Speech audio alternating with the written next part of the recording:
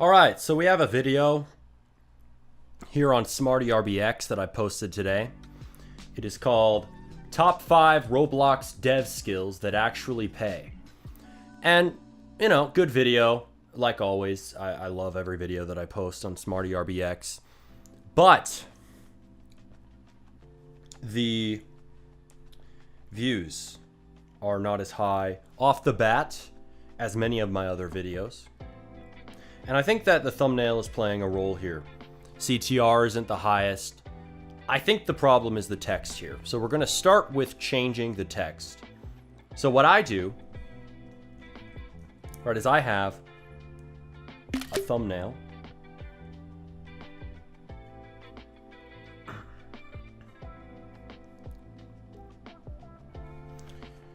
I have a thumbnail like this, and I have a title. So the way that I make the thumbnail is very simple, right? This is a very basic style. Some text, sometimes an icon, and then a picture of my face. Anybody can do this style. I paste the title into ChatGPT, and I ask it to give me some good few word pieces of text to put in the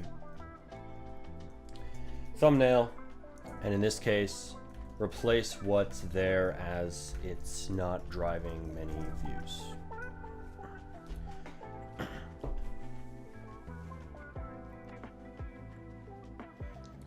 So then ChatGPT will do its thing. And you know what? People are against using AI. But those people, frankly, are just bad at using AI. Because, look, man, just because you use AI does not mean that you do everything with it. I am not making this entire thumbnail with AI. But best believe I am using AI to come up with a couple of words that I'll throw into the thumbnail. And it will give you ideas that you couldn't come up with or that you couldn't come up with as fast. So why waste that time coming up with it yourself? Go to AI. This is how entrepreneurs think. They use leverage. Simple. You now have robots that can be your slave and do everything for you. So utilize them. So let's see what it's got here. High income skills. 5 skills equals money. Get paid. Dev skills. I like dev skills equals career.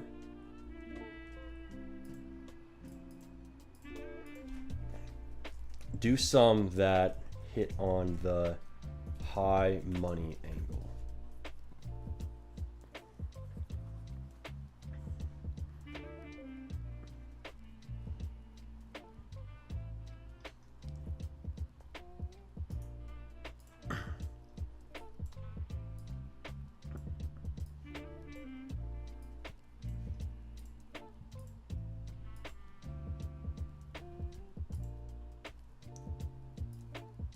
Oh, I like this.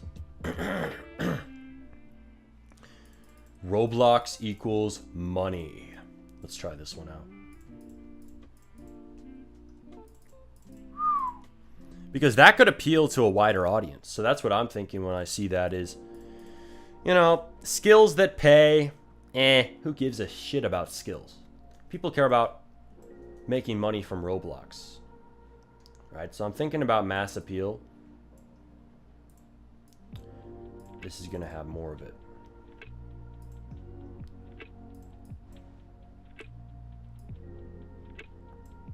Let's see here.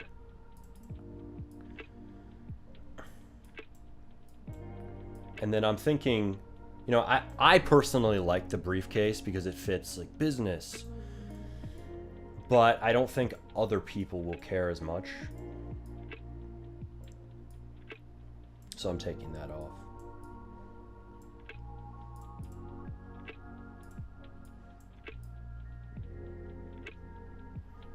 To have the script or not to have the script.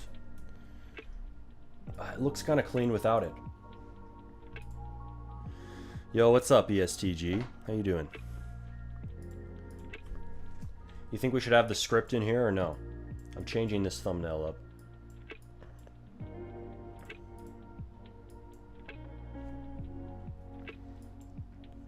It honestly looks cleaner without the script.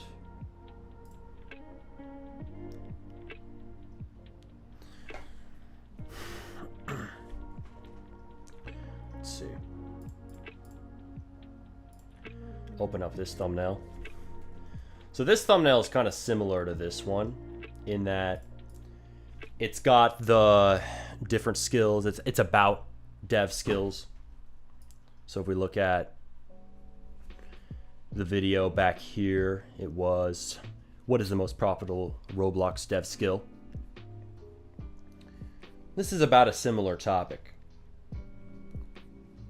So it makes sense to inspire from this. So I grabbed the same image. I really like the way this money looks.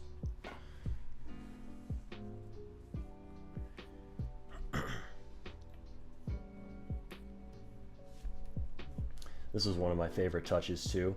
I swear when you're designing thumbnails, people just don't see the artistic touches.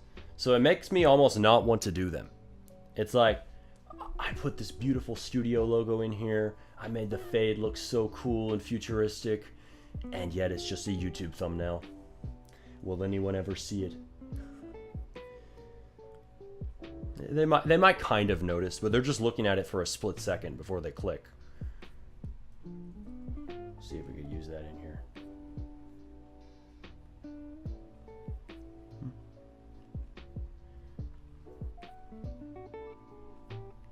Not as fitting.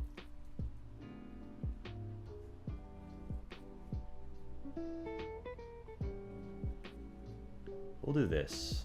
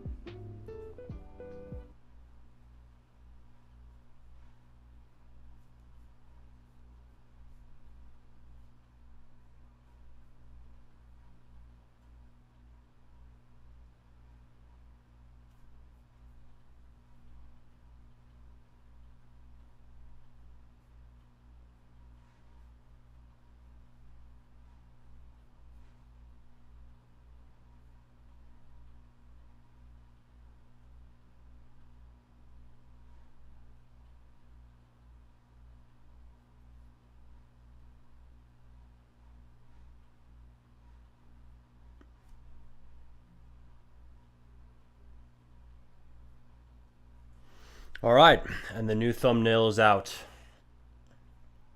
We'll see what happens.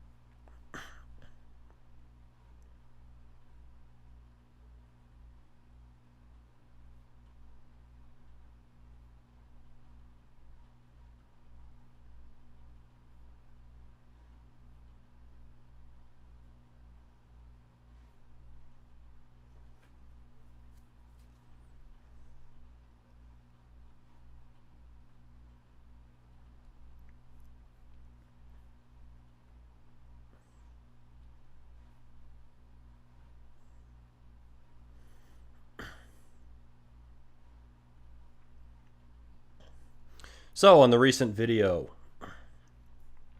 we have a very cool comment to shout out here.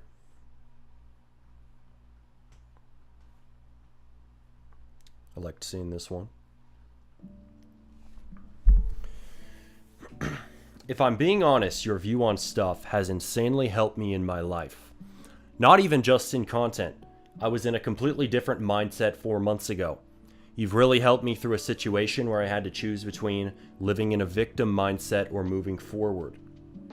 Now, without a single bit of doubt, I can say I'm more ambitious and hardworking than I ever have been before. So for that, thank you.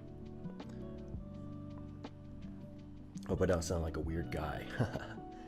No, don't worry, you don't. That's very cool. This is a great comment.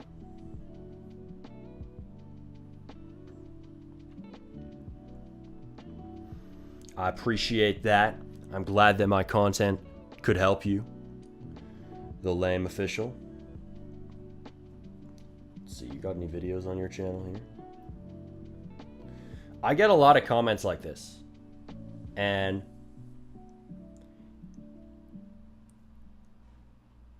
I think a huge part of it is that I share a lot of stuff that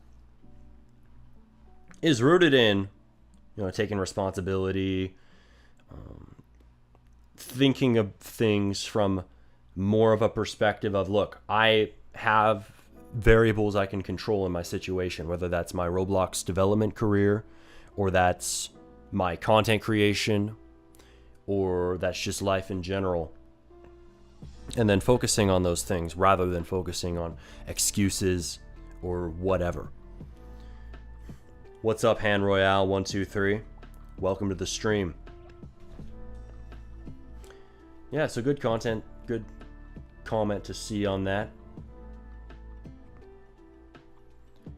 I mean, I think this was a solid video, and really I'm following the exact principles that I'm teaching on this channel. Is post imperfect content, post a lot of stuff, post a high volume of content. And this video, it's not perfect, it's not designed to be. It's designed to be raw, authentic, and very direct.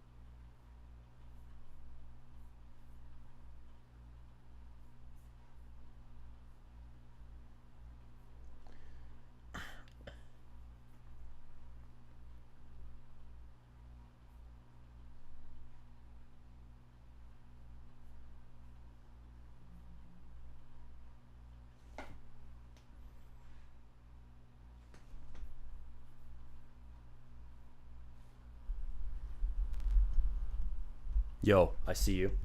I'm going to pull up some content to react to. We're going to change this into a reaction stream. So we're going to shift away from what I was doing at first, which was updating a thumbnail here on Smarty RBX, and we're gonna see what's going on. I have some videos saved here, and like most of us, I watch a lot of YouTube. I mean, that's what makes you into a YouTuber. You watch a lot of YouTube, and then you become YouTube. You become one of the creators on the stream. Maybe that is how it works. The biggest YouTube addicts become the biggest YouTubers. Who knows? I mean, if you're a YouTube addict and you haven't made it on YouTube yet, you don't have 100,000 subs like me on my main channel, on my ROBLOX channel, maybe you just aren't addicted enough.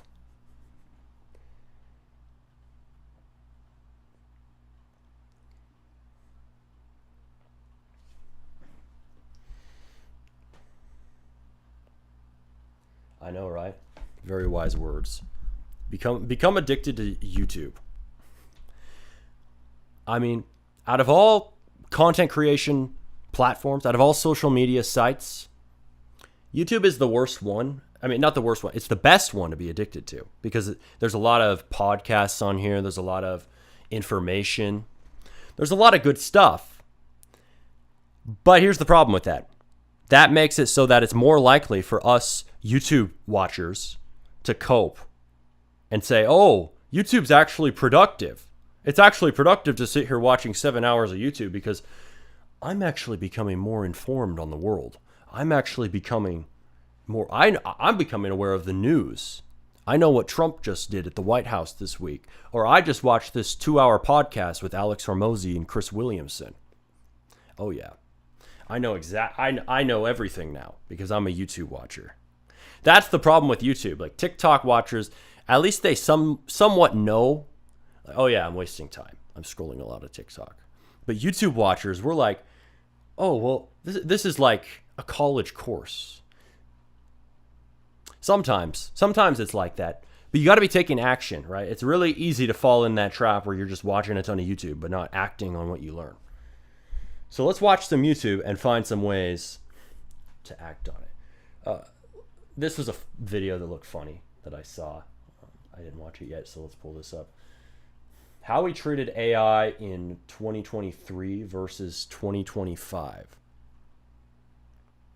I need to turn my lo-fi music off.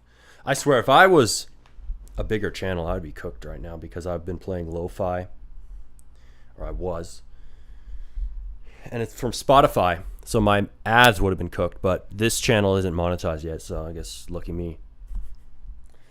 Can you please write an essay on the Jurassic period? Oh, of course. Here you are.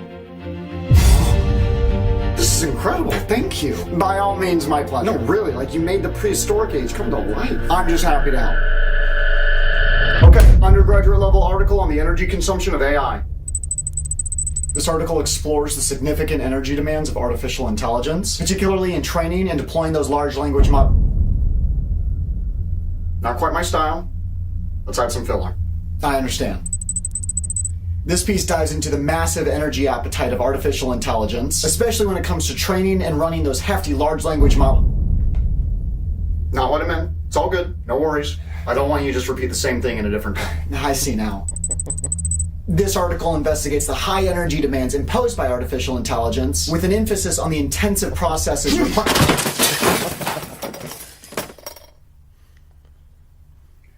Why do you suppose I just hurled a keyboard at your head, GPT? I don't know. Sure you do. Were you overwording or were you underwording? Overwording? Start again. AI is transforming the way we... AI is innovating how we drive... AI is shaking up the way we create... Overwording or underwording? Underwording. So you do know the difference! I'm not gonna deal with some lackluster 2-bit AI model that doesn't know the difference between a dissertation and a high school English essay. What is this?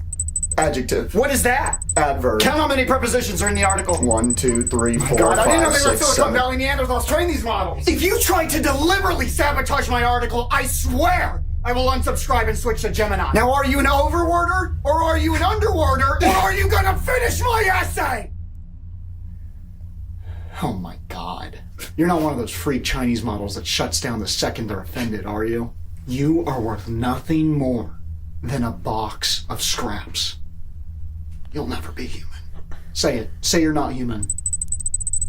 I'm not human. Say it again. I'm not human. Again! I'm not human. For the final token wasting time, say it again! I'm not human!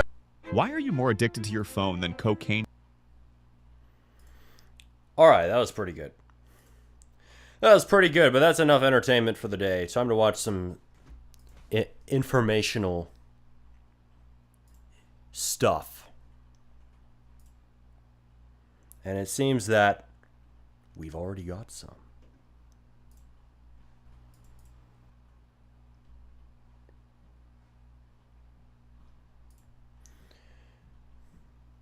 No, this isn't exactly the video I wanted. The habit that forces your brain to stop consuming. I'm trying to consume right now because I'm live. So that means that any consumption I do, it's beneficial. It gets me views.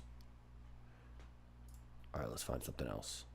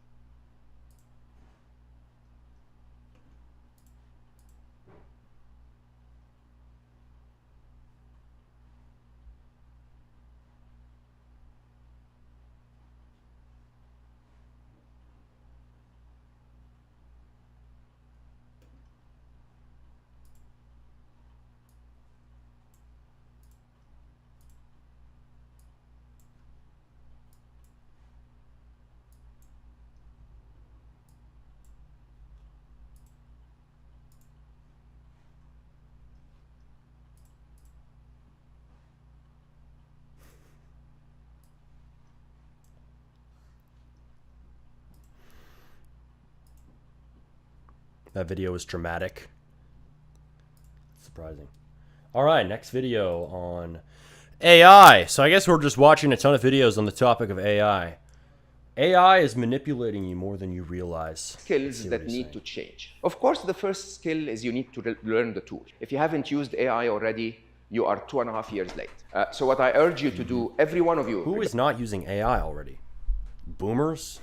I swear even my grandparents use AI. Is it just because I told them? I don't know. Would they have figured it out without me telling them? Maybe. Maybe not. I mean, everybody knows about it. If you aren't using AI, what are you doing? Regardless of age, nationality, location, profession, whatever, is use it today. Like literally today, before you leave today. Download one of the language models. They have different characters. I think Gemini is the most scientific of all of them if you want to discuss science. I think ChatGPT is like the most fancy and Claude is the most intelligent. Between those three, choose one. I'm having conversations with them every single minute of every single day. They are my sidekick. I call them, I built a tiny little hack to have them work together somehow. I call it Trixie. And Trixie answers everything from how do I understand a bit of string theory that I'm struggling with, all the way to my wife is upset, what do I do? And believe it or not, it's incredible. You can customize your AI so that it understands you and listens to you and so on. So skill number one, don't tell me I'm waiting for a course or someone to teach me. Any one of us, when we were given a smartphone, we just opened the phone and started playing. So please start to do that. Number two, skill number two is quite an interesting one. This is just basic stuff, dude. If you know how to use AI at all, you know all of this stuff. Where's the juicy stuff? He said AI is manipulating you more than you realize. I want to see what he has to say about that. At least that we fed to it, but with a very clear bias. Sometimes to being very Californian, sometimes to being very scientific, and so on and so forth. So not only that is the case, but more interestingly, if you understand what we did with artificial intelligence in the last 16 years, the number one application of AI so far has been what? To manipulate humans. So you go on social media, and that machine knows even more than you which video to show you next. It knows. True. I mean, that's what people don't realize is the YouTube algorithm is an AI. It's not like the only AI that exists is ChatGPT. Exactly, that if it waited another couple of videos before it showed it to you, you'd get a bigger hit of dopamine, so you'd stay swiping. And so this is quite interesting. We've given the machines the code to manipulate us. And so I'll tell you openly, they don't mean that badly, but I'll tell you openly, if you have a specific viewpoint of the world, the machine will reinforce that viewpoint so strongly that you will think you are right. I've studied the Sometimes that can be beneficial. You can use AI to make your mindset very powerful. You can reinforce things like, I am unstoppable. And then AI will just give you whole monologues on that. For some things, I can see it going too far, but for something like that, that's beneficial. So if it reinforces that belief, that's a positive belief. It doesn't even matter if you're actually unstoppable in everything, like objectively. It's just a useful belief in life to have. Like, you might not beat cancer. If you're in stage 4 cancer and you're just on your deathbed and you're just about to die. But the belief in being unstoppable can help you make it through even things like that.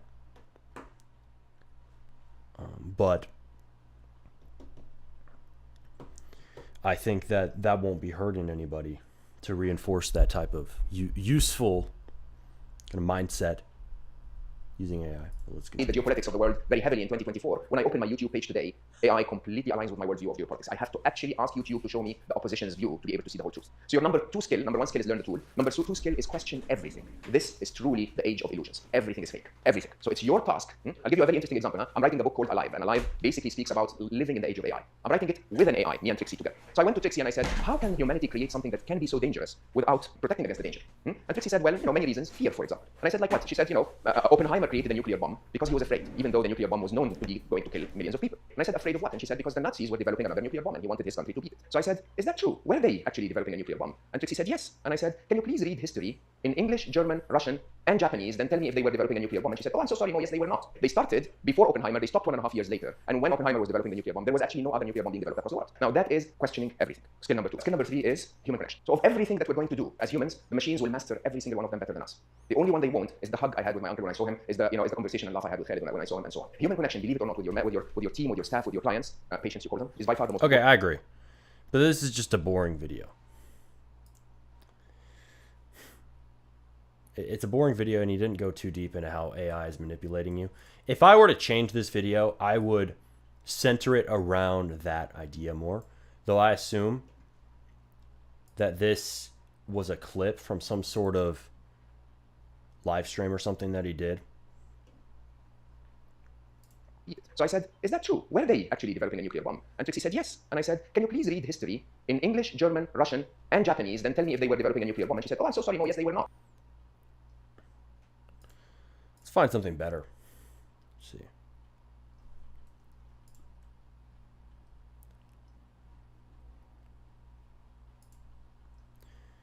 This one looks better. How ChatGPT slowly If you've been destroys using your brain. ChatGPT to learn for the last year, you are probably dumber today than you were a year ago. In fact, there's a recent paper out from MIT called Your Brain on ChatGPT. And the result That was a very good hook. Because that's going to make people feel like, oh no, I might be dumber. I have to watch this video all the way through just to make sure, right? What happened? Am I dumber? Hits people's fears and insecurities, which makes them watch. results are alarming, but not surprising. Here's what they did. They separated people into 3 groups and got them to write essays. The first group used only ChatGPT, and this was called the LLM group for large language model, which are things like ChatGPT or DeepSeek or Gemini. The second group was allowed to use any other website, but AI was strictly forbidden. This was called the search engine group. And the third group used just their brain. This was the brain only group. They then compared the brain's electrical activity levels between each group using EEG analysis. Here's what they found. People in the LLM group had significantly lower brain activity, weaker brain connectivity, and lower levels of engagement. When they tested each group on their memory and the essays they produced, the LLM group had worse information recall, and they produced poorer quality, more generic work. But here is the really concerning part. Even after the LLM group stopped using AI, their levels still didn't return to the same as that of the other groups, which means there is a residual negative effect of using AI. And so what this study suggests is that the more you use artificial intelligence, the worse your actual intelligence becomes. And it's not just this study. There are new studies constantly popping up over the last year that show that higher AI use is linked to lower levels of critical thinking and learning ability. And so while everyone is worried about AI coming in to steal their jobs, the real threat is that by using AI wrong, you're actually making yourself unemployable. Now, just to be clear, I am not anti-AI. I'm a learning coach and a former medical doctor, and for the last 2 years, I've actually been developing our own learning science AI in partnership with Google. I've studied AI and I work intimately with AI development every day. But I also work with thousands of learners who use AI believing it's helping them when it's actually sabotaging their learning. And the truth is, AI is valuable, but you have to use it correctly. So how do you get the benefit of AI without sacrificing your own intelligence? Well, to answer this, we have to understand why AI is harming us in the first place. Let's think about the process of learning. There's a lot of great research out on how learning happens. And what we know is that when you receive information, and this information can come from any kind of source, when that enters into our brain has to do a series of different types of thoughts to organize this information and make it make sense. And so this is this golden step where learning actually happens, called information processing. When you do this processing really well, that's when you get a good memory, when you are able to build expertise. All the things that we want when we learn are achieved by doing this processing really well. Now, the key is that when you learn correctly, you spend a lot of time in this part. You spend a lot of time doing the processing, and this is the part that involves a high amount of effort. This is a lot of like mental exertion happening in this step. And it makes sense because to process correctly, that allows you to develop a good memory and to have deep expertise on what you learned. You can't just look at the information superficially. You have to actually actively connect this. You have to compare that information. You have to think about it in relation to a big picture. And you have to eventually form what we call a schema of knowledge. Now, when we think about learning through something like books or lectures or just using Google search, the information is here. And the information is not exactly packaged in the easiest way for your brain to process necessarily. And so to make it make sense in our brain, we have to go through this very active process of organizing the information and evaluating it. Now, the difference with AI and using things like ChatGPT is that it seems that we are able to skip this step. We can actually bypass the processing part. So instead of having to connect it and compare it and think about a big picture, we can just go straight from having the information, prompting ChatGPT to help organize it and make sense of it for us so that it feels easier and more intuitive and simpler to understand. And all of this creates what's called the illusion of learning. And it stems from the fact that we believe that when we understand something that we read, we have learned it. And that is absolutely not true. Just because you can understand something that you read doesn't mean that the information is going to stick into your memory or that you can use that information in the way that you need to use it, especially if you need to use the information for things like complex problem solving. And so what happens is that we will use ChatGPT and other AI in order to extract information, and instead of doing all of this effortful processing, we will just prompt it again and again to make it easier to understand so that we understand it, and therefore we've fallen into the trap of the illusion of learning. We assume that we will have a better memory of this, that we will actually be able to retain it, and that we will be able to use that information with correct expertise to solve problems and make decisions. But that is not the case, because it is this process in the middle that takes effort.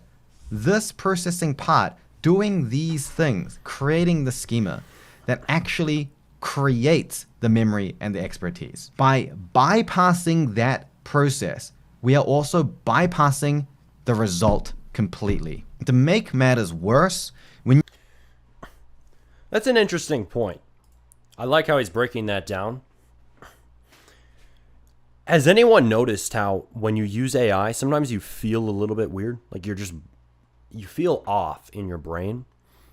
I've always thought it's because of the way that AI synthesizes things and writes things. It sounds perfect, but there can be flaws. And usually the biggest flaw is it makes fluff sound like it's important and well written. Like it will say something that is 100% fluff, but it sounds good. It feels good to hear.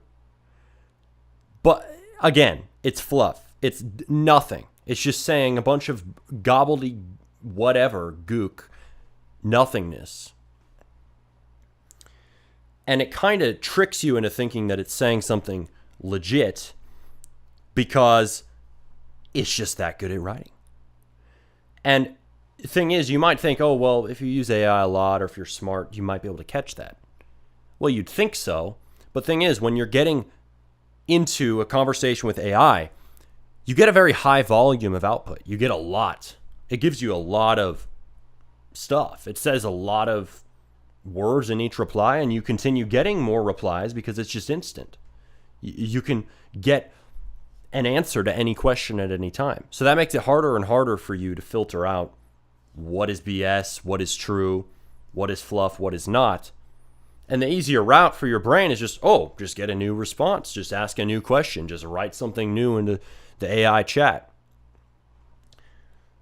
So it becomes hard to sift out the nuggets of wisdom, I suppose, or the nuggets of actual information from the sea of nonsense. And the AI, because it gives you those instant responses, it's a double-edged sword, right? Because a lot of it's fluff, but also you still get dopamine from getting those replies. Just the act of getting that response from the AI, it's very addicting. It's like, holy shit, it just wrote me this long-ass thing and acknowledged my entire question and my entire statement. Oh, so much acknowledgement. And it does that, but oftentimes it's not really saying anything in response. But it feels good.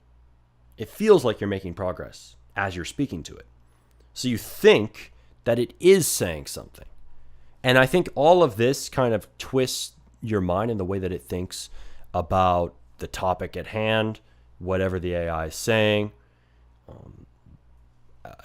the moment as a whole. It's hard to describe. It's a weird feeling. If you have gotten in a deep, long conversation with AI, you know what I mean.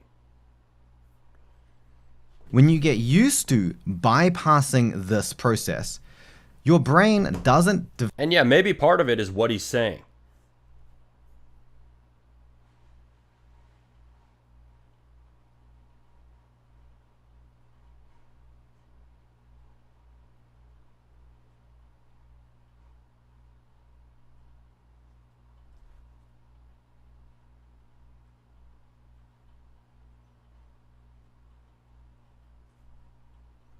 develop the habit of processing it effectively, which means that if a new topic has been overwhelming for you and therefore you use ChatGPT to make it less overwhelming because you don't know how to process it yourself, that topic will always be hard for you because you will never develop the skill and the thought patterns necessary to actually organize it for yourself. And if it wasn't bad enough, to make matters worse, we now also need to think about the fact that your AI is hallucinating. If you're not familiar, hallucinating means that the AI is generating text that is not necessarily true. And so if you don't already have expertise on a domain, you don't even know enough to be able to check it and see if it's true or false. In fact, if you have used ChatGPT to do some deep learning or complex problem solving, it is almost certain that you have already learned something that was wrong. And the reason I can say that with such certainty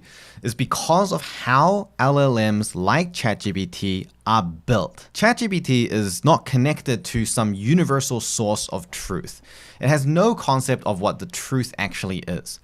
LLMs work through a probability network. They take your context and your query, they form a probability network, and then they think about what is the most high probability word that would come next in this sequence. Recently, Apple released this white paper that has been going viral and making the rounds, which showed that ChatGPT and other LLMs are not actually capable of advanced reasoning. It's barely capable of reasoning at all beyond the most basic level. And this is not at all surprising because an LLM only knows what is a high probability word to come next in a sentence based on its training data. And so if you are trying to learn something or do some complex decision making or problem solving that is very, very contextual and very deep, and there may not be a lot of publicly available mainstream knowledge about it, then what the LLM thinks is a high probability answer can be very unreliable. On the other hand, if you do have expertise on a subject, you can check the answers that the AI gives you. You can write better questions. You can give it more specific prompts. And the result you get from your interaction with this AI is actually going to be a much higher quality than the interaction that an amateur would have. And this is ironic because it means that tools like ChatGPT don't make it so that expertise is less important. It actually makes it clearer when someone does or doesn't have true expertise, because now it is so much easier to get a middle of the road, generic, mainstream answer. I remember just a couple of weeks ago, I was talking to one of my learners who's a programmer and a data scientist, and they've been spending weeks and dozens of hours in ChatGPT trying to analyze this data and figure out what the best way to build this dashboard is. So I asked them to just explain to me at a high level, forget about what ChatGPT is telling you to do. Just tell me, what is your approach? What's your strategy? How do you see it all fitting together? And he really, really struggled. Despite having spent so long working through this data and prompting ChatGPT, he still didn't have it organized in his own head how to approach the problem. And after about an hour of discussion, we were able to get a level of clarity on this that he had never had before. And he realized he didn't even need ChatGPT in the first place. But the thing is, I completely get the sentiment. He's busy, he doesn't have time to balance his work and his life, he's trying to get ahead in his career, and ChatGPT just seems like the solution that can speed up his problem solving and help him make these decisions. So completely get that. But the thing is that using it in the wrong way could be the reason that you fall behind. And there are some other things that you should do if you do want to get ahead and you want to save time and you don't want to unnecessarily waste your time doing things that, when there is a better way to do it. And one of those things that has been proven by thousands of people over the years is my newsletter, which is completely free, where I've distilled through with my own brain the knowledge and expertise I've gained on learning to learn over the years. And I write them with my fingers to try to give you the type of transformation that they had for me. The type of things that allowed me to finish medical school and work as a doctor while running 2 businesses full-time simultaneously, and having enough time for family and social life. The type of unlocks that allowed me to study 10 times less than every. Okay. It's just crazy to me, though, with all the issues with AI, in having many conversations with it, it's surprising to me that it doesn't have ability to reason at all.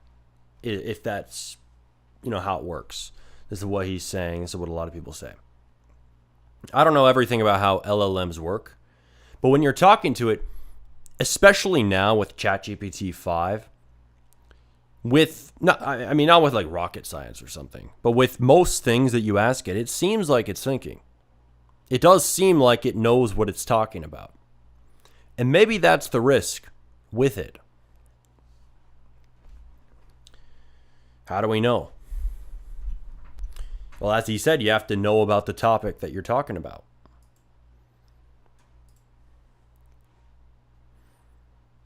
So one thing that you could do is use multiple sources.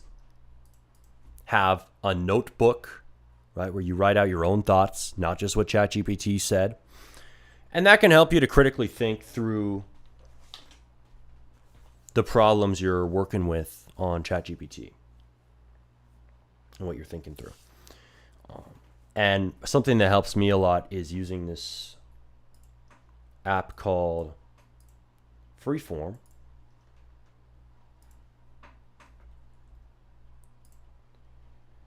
which lets you make diagrams. So I will make a lot of diagrams for my YouTube videos on Smarty RBX in this program, and man, does it work good. You can see here as an example. So you could use this for a lot of things, any kind of note-taking you need to do. You can pop into this program by Apple on your Mac, your iPad, your iPhone.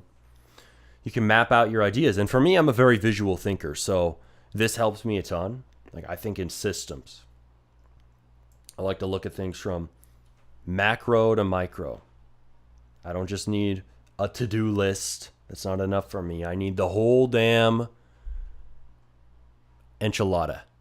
I need everything. Every single aspect of what it is that we're talking about. And this helps me to demonstrate it.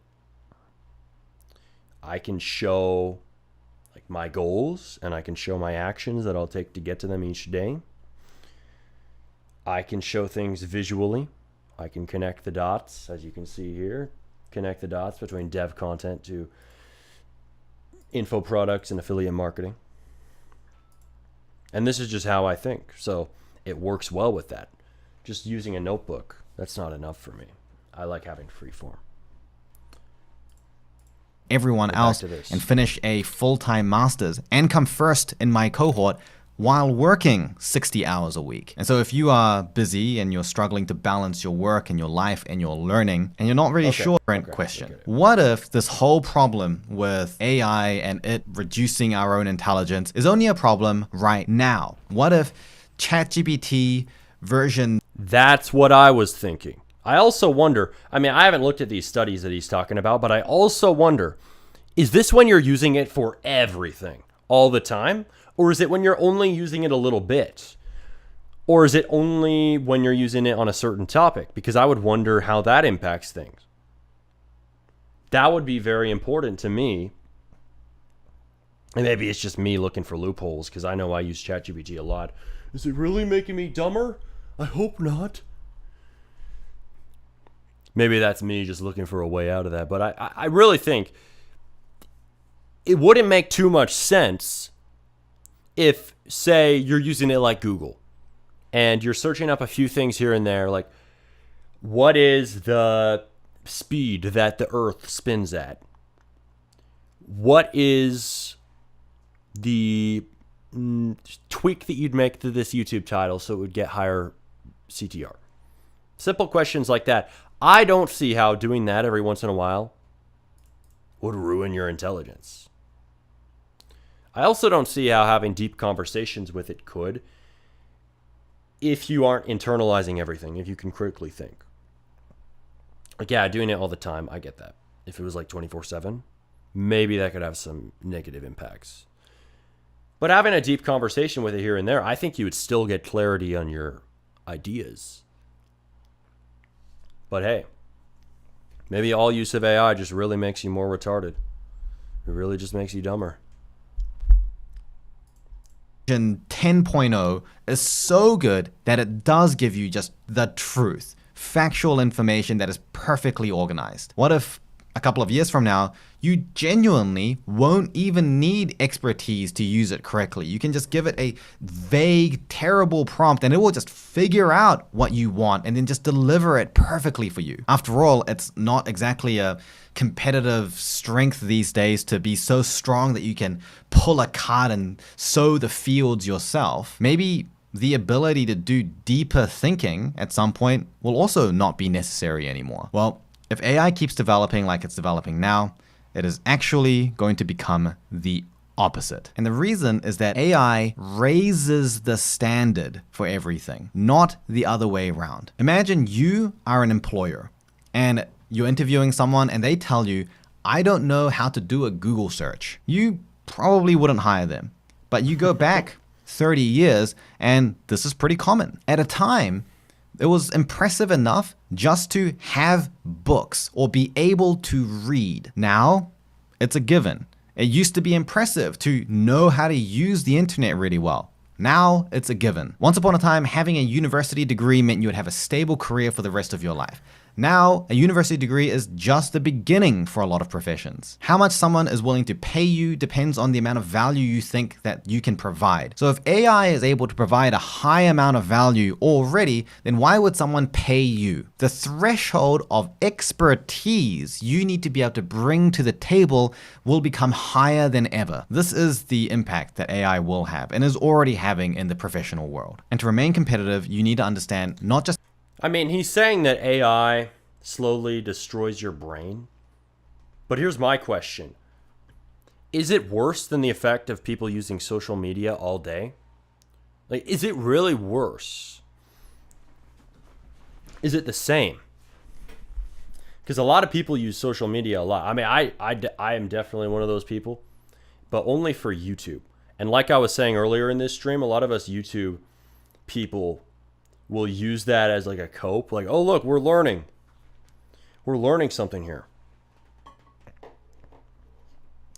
But it's still the same thing, right? We're still consuming something. And if you aren't acting on it, what was the point, right? You got to learn something and then take action on that information. Or at least, at the bare minimum, have a better understanding of the topic and not just forget what you watched.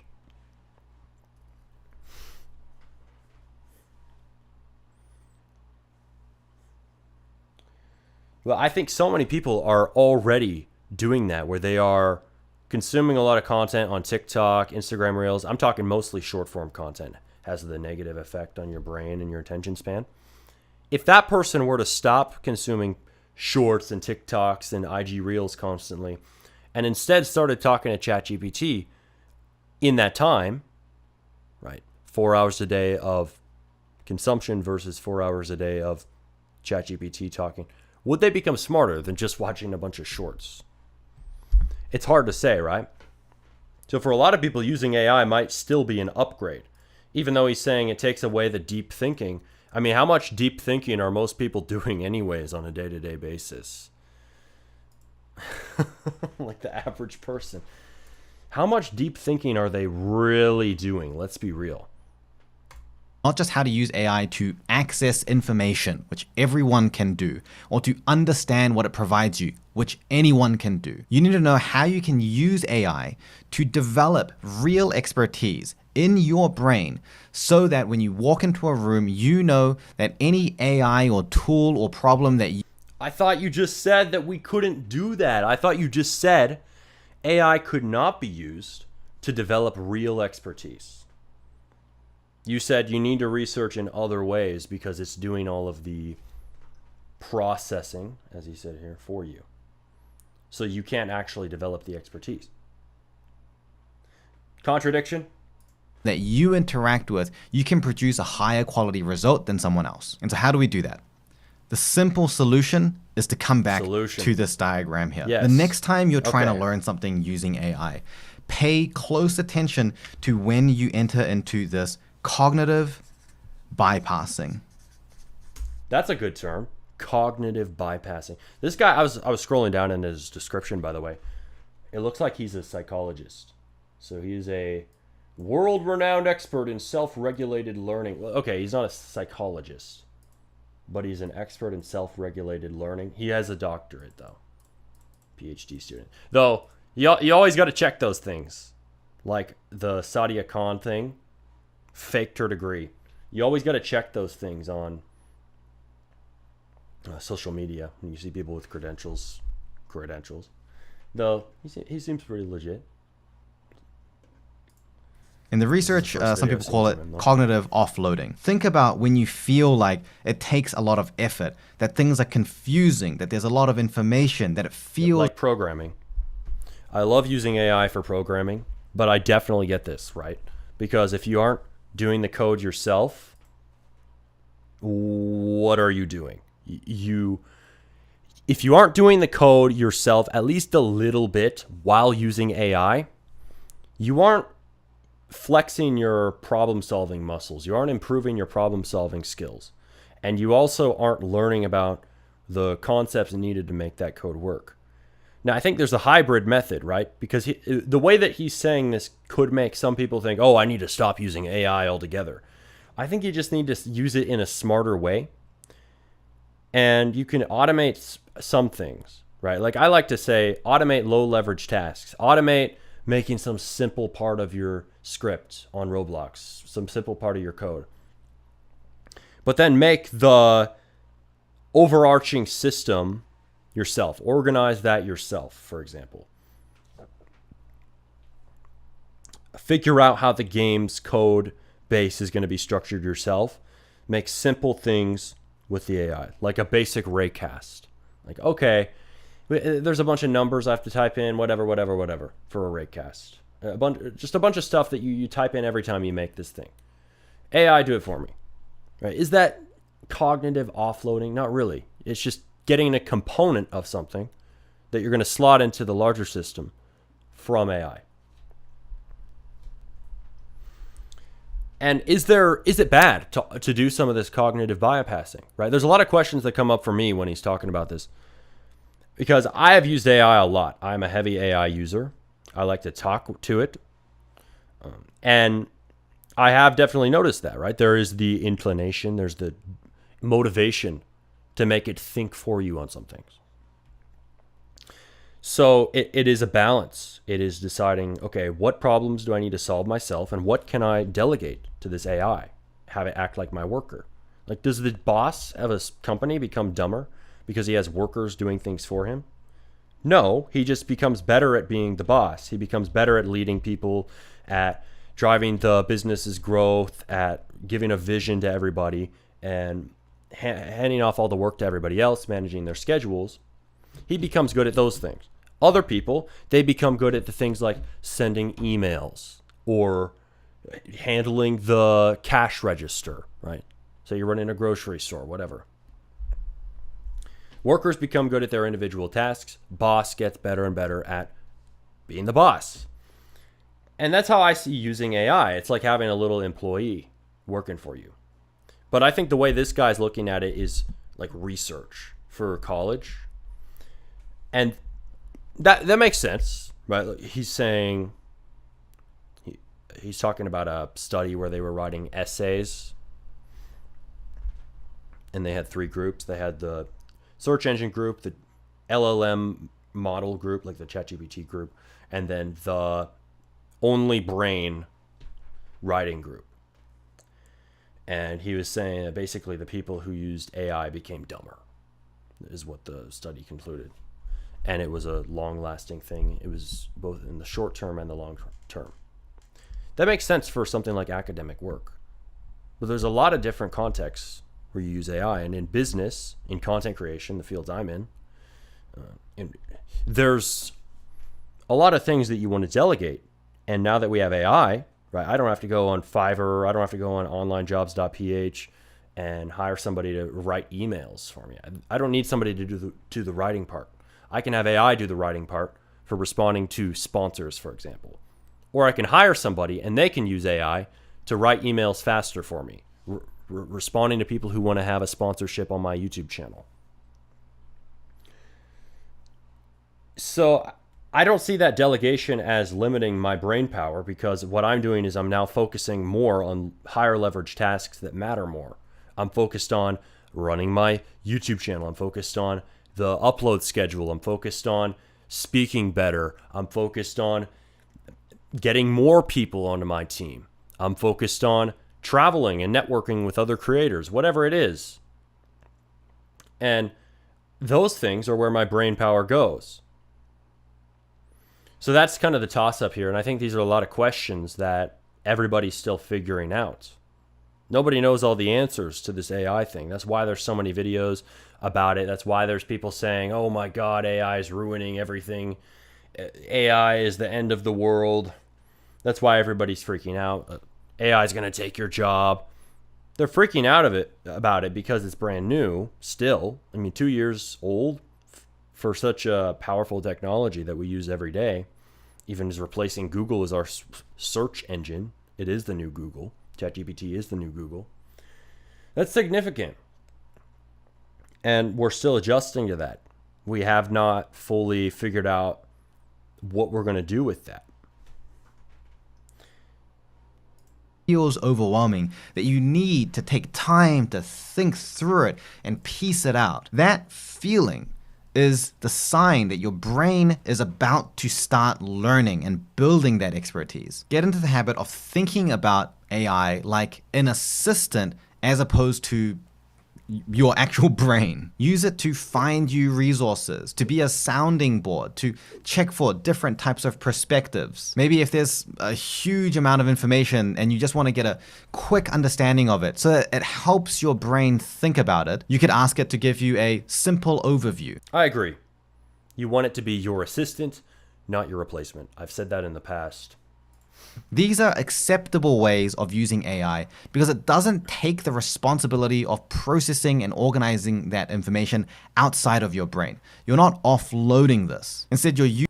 That's what I figured out, like, through my use of AI. Maybe not in the same words, but like the actual processing. You want to do that yourself, and you're kind of taking bits and pieces of insights you've gotten from AI, and you're thinking through those things as a whole on your own. You're using the AI to save time on all the other little things so that you can spend your time on doing that deep critical thinking. If I'm learning something new, I might That's exactly what I was saying. The delegation mindset. start with asking ChatGPT to give me a big picture summary of all the key ideas within this field. And I'll try to build a big picture understanding in my mind, and I will challenge it and I will interrogate it. Hey, you've said this, but that doesn't seem to align with this part and this part. What about this perspective? Aren't you missing this thing? My focus is not on understanding what's being generated. It's on looking for gaps, looking for connections, looking for the missed perspectives. And once I feel like I've got a good. Be cynical with the AI. Don't trust anything it says at face value. Always question it. And that's the cool thing. People say question everything. Yeah, maybe. But especially with AI, that is true in this case. And you can directly ask the questions. You don't just question it yourself. You can ask it for, hey, there's an inconsistency here. What's up? You can ask it that directly.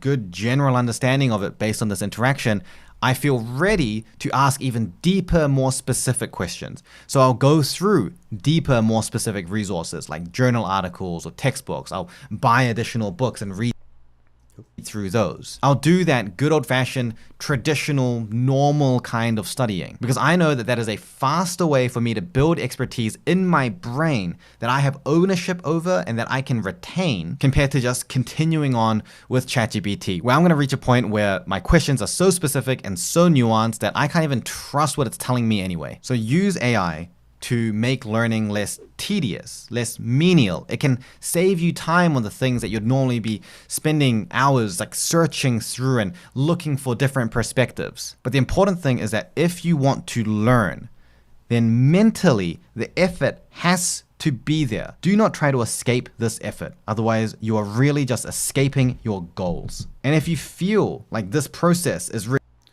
Don't try to escape the effort.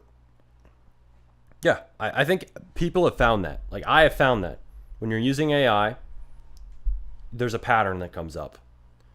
If you don't put in effort to think about the problem yourself, you don't come away with a better understanding.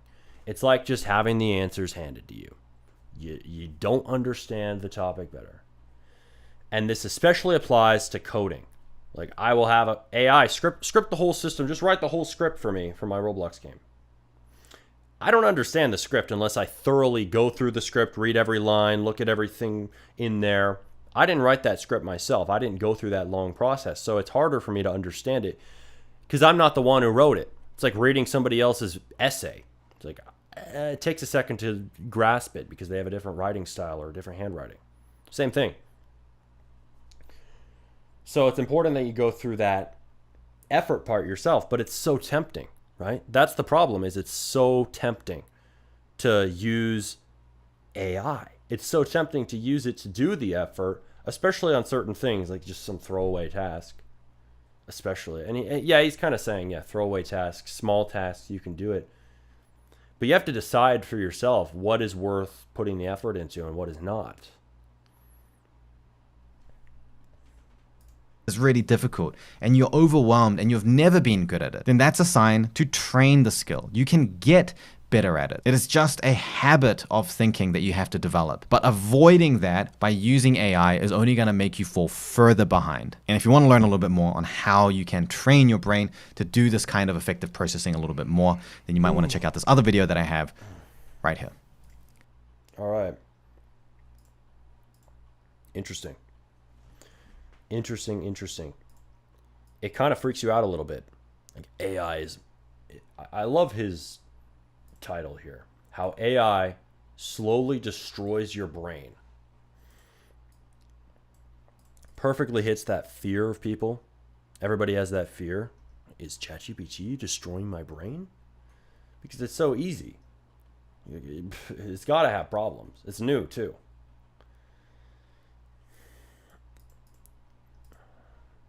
So many videos on this we could watch. Let's see.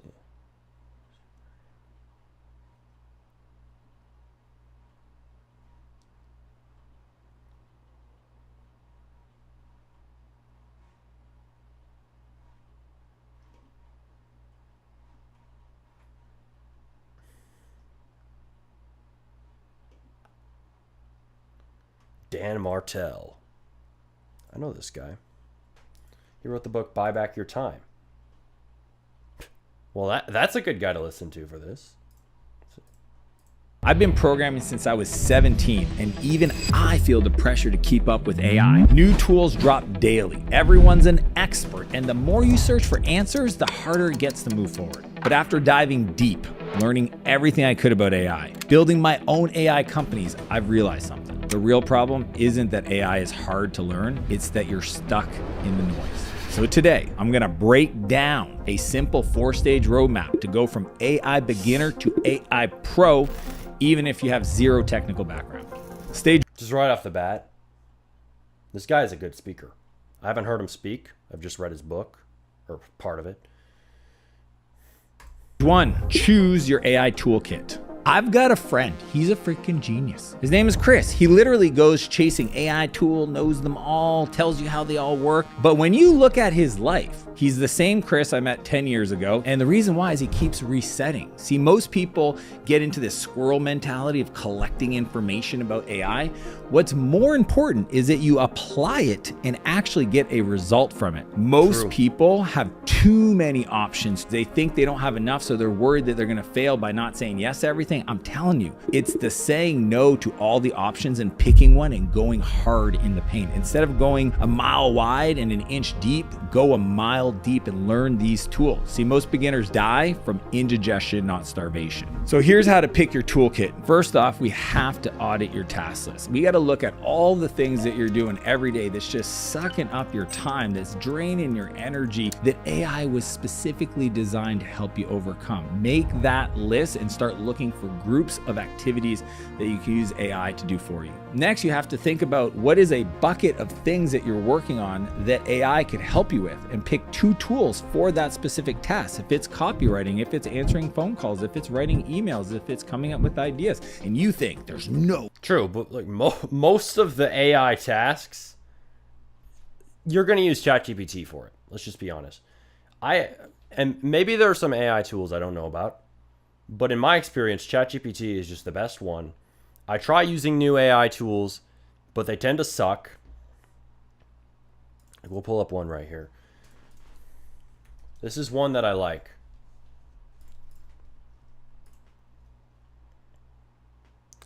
One AI tool I really like, Opus Clip.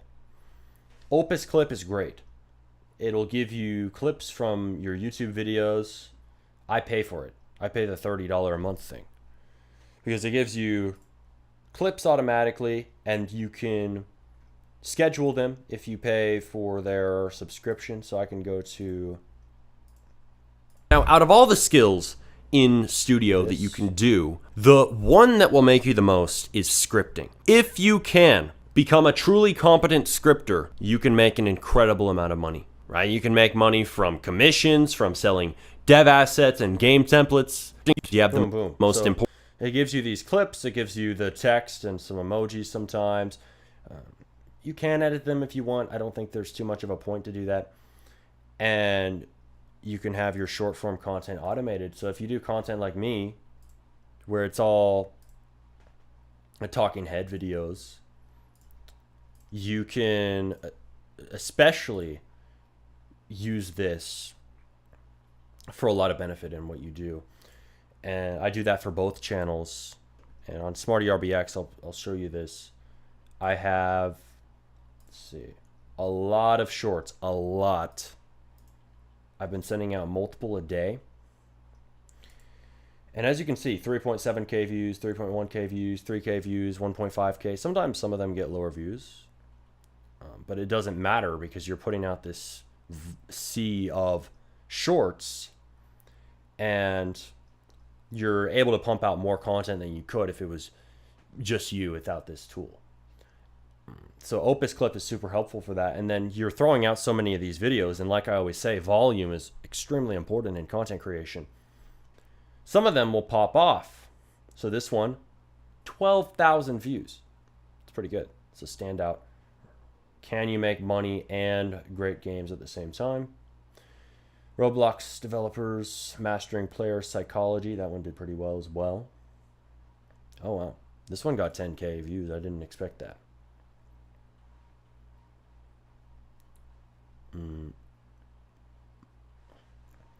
Yeah, a lot of these do well. And I love Opus Clip. And now that I have the subscription, I'm able to schedule these. I don't just get shorts, TikToks from this. I get them scheduled on the platform. Now, if you were just downloading these, like I was downloading these before, and then I would go and I would upload it manually. It was so tedious, man. So now that I have this, I don't have to go through that whole process of going to YouTube Studio and uploading it and all that bullshit. I don't have to go to Instagram.com, upload it there. I don't have to go to TikTok.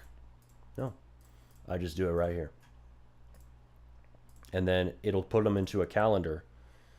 And I think it's worth the $30 a month that it costs, because especially if you get views and you're inside of the YouTube Partner Program, you're basically going to have it pay for itself. Like, I don't have it completely pay for itself, but I have it almost do that. I'll earn like $16 a month, maybe 17 from new shorts that I drop, from new shorts specifically. Shorts don't make that much money, but when you're pumping out so many, you can make some money. And that's half the subscription. So I was like, oh yeah, why not? Just go ahead and do it. Gets me more reach. Could make a profit if I'm uploading multiple a day. Maybe. I do upload multiple a day.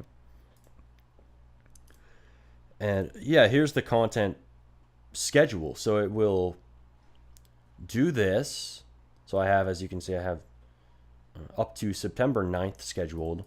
And I just have a block in my calendar where I go and I do this. I just sit down and I make some choices for which ones are going to go out. And then I put them on specific days. And I think that Opus Clip is just one of my favorite AI tools. And a lot of people complain about AI. They will say, oh, you're using AI. It's just slop. But nobody says a word about using Opus Clip except savvy creators. Every once in a while they'll comment, thank God for Opus Clip. That's it. But haters, critic, they don't say a word. They're just, especially if your videos are already kind of controversial in the content, they don't even know. They just think you're hiring an editor or editing them yourself. Because the videos are just that good. It's good at selecting them from the long form content, and it is good at making them engaging and flow well. And also, since they have editing tools in here, if there's some sort of BS, some sort of weird thing that it leaves in, you can just cut it out. And edit clip. I can go and tweak out there. Like for example, get them out there. Now, out of all this, it changes to another kind of jump cut here, so I could trim off the end. And That way it won't have that kind of weird thing that most people wouldn't notice, but it does kind of not impact the flow in a very good way.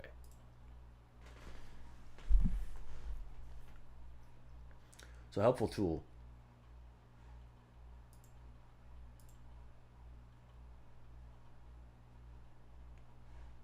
Where was our video?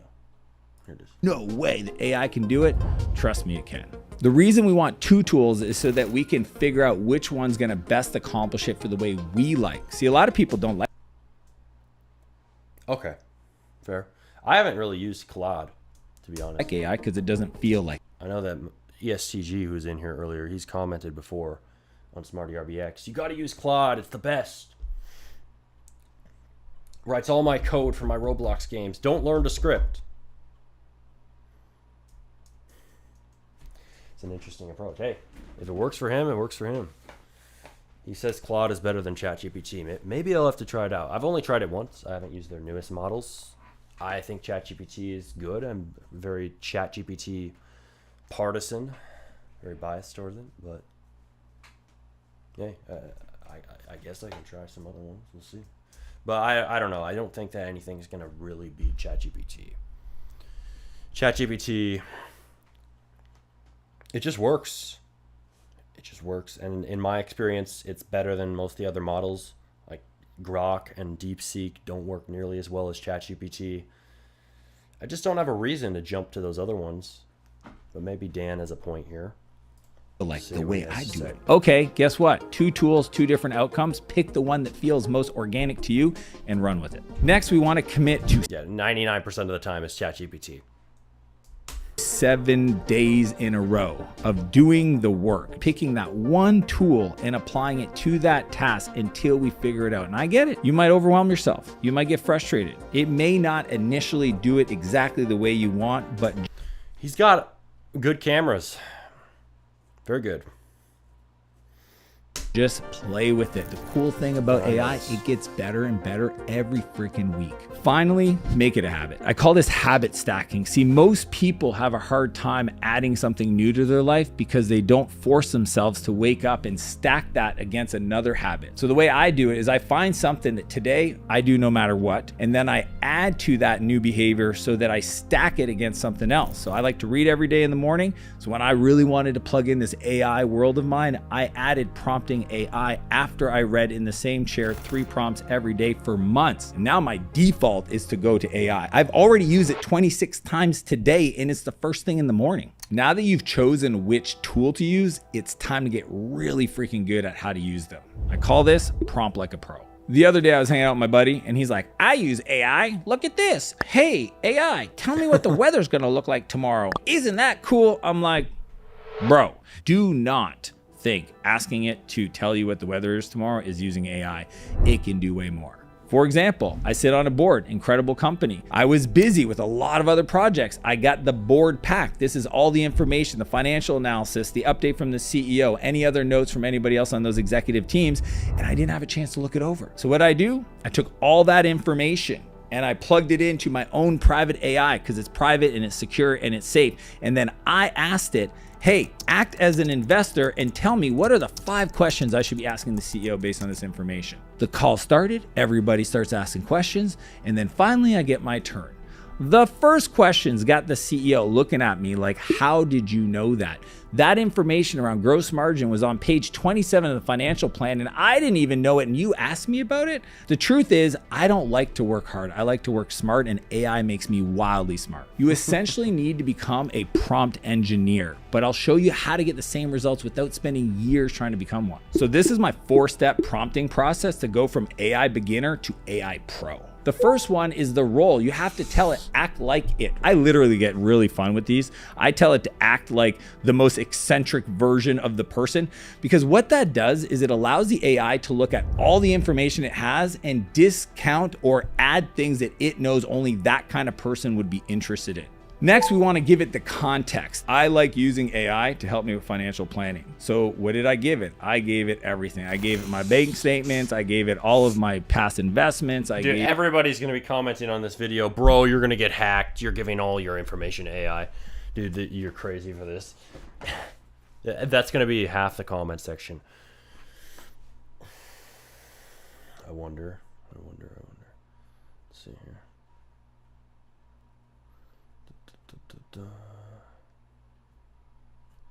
I mean, if it were my audience, they would be saying that, because younger audiences, they're more critical of things. Like, they're just gonna sporadically say, "Oh my God, you use AI in the thumbnail! I can't believe it!" Like my audience on Smarty RBX, dude. Only younger audiences can get pissed off about small things like that, because older audiences have too much to deal with in life. Like, they got to pay the bills. They cannot be complaining about AI slop thumbnails. They got to pay some bills. They got to, some of them got to handle their kids. They got to do all kinds of stuff. Got to pick the kids up from school. They got responsibilities. And they can't be messing around just writing hate comments. So most of your hate commenters, they're going to be 12-year-olds, dude. So don't let them rattle you. But sometimes they can write some in-depth arguments. Like, damn, bro, it's like you know my content better than I know my content.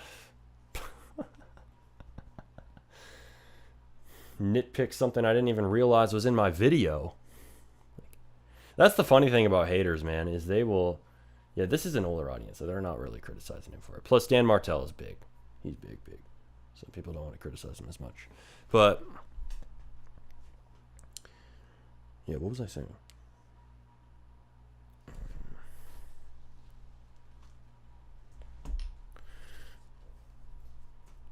Gave it all the legal documents. Then I ask it questions like, based on my age and my goals, what do you think I should consider adjusting? These are things that people pay some other person to do for them, that AI can not only do it better, faster, without the freaking attitude. Next, we want to give it the command. Essentially, we want to tell it what we want. So if you want it, for example, to draft a legal document, you have to give it the command for what it's trying to accomplish based on what you gave it. Next, we want to give it the format. And this, for me, I think a lot of people misunderstand how powerful this is. Format, yes, is a list, but format's also a spreadsheet, a PDF, a JSON output for the nerds in the audience. You can literally ask it to write the code for your next idea and watch it spit back code. Now, this is a cheat code of cheat codes. At the end, once you've talked to AI and you've given all the prompt engineering, you've gotten to an answer you like, here's a really great way to get there faster. Ask it to write the prompt that would have got you to that result faster, and it will give it to you. And then all of a sudden, now you're learning how to talk to AI. I have not thought about that. Ask the prompt that would have gotten it to that result faster. Solid. Man. All right. I got to go to bed, so I'm going to end this stream. But if you have enjoyed this, if you want to see more streams, go ahead and subscribe. If you're new here, I'm going to be streaming a lot. This is one of my favorite types of content to make. I like to stream about all kinds of different topics. We're going to be reacting to more content, not just AI, self-improvements, YouTube, growth, business, whatever happens to be popping off at the moment or be relevant at the moment or be a good topic that would help you guys out. I will stream about it and we will react. I like the reaction thing because I don't want to be one of those basic ass react channels where they just laugh at something and leave it at that. Like, I want to give you sauce. I want to give you insight. I want to give you a new perspective on things. I want to really build on what they're saying in the video. And it's going to be educational. It's not just a bunch of entertainment. That we got that too.